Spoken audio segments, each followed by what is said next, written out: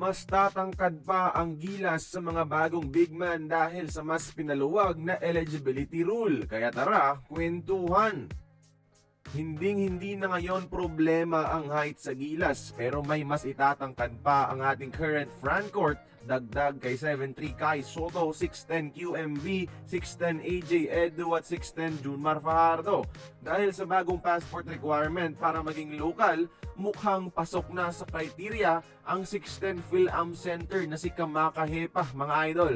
May NBA Summer League experience at naglalaro ngayon sa Europa bilang isang import.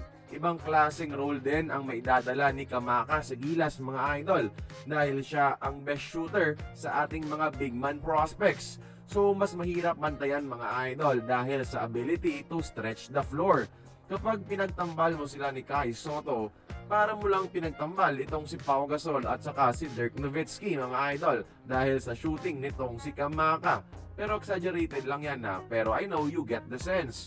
Oo, inuna pa noon ni Kamaka ang Team USA bago ang Batang Gilas.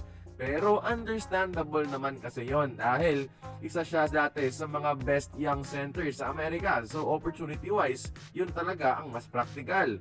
Ilang taon din naman ang nakalipas at the more na kinikilala na niya ngayon ang kanyang Filipino culture, ha?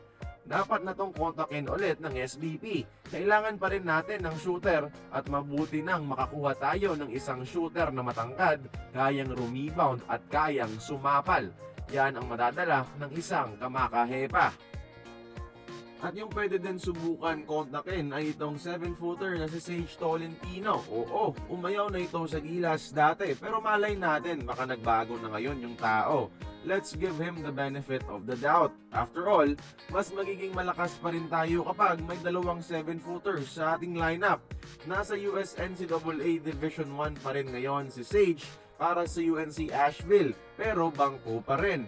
May pagkamalambot pa rin pero effective naman sa mga drop passes at rebounding at syempre sa rim protection. Magandang role nito sa Gilas ay maging reliever lang ni Kai Soto. Yung saktong 10 minutes per game habang nagpapahinga si Kaiju. Sayang din ito kasi mas magiging dominante rin tayo sa loob. US NCAA talent kaya magiging productive din ang numbers sa Asia. Wala din naman mawawala sa SBP kung subukan nilang mag-reach out, hindi ba?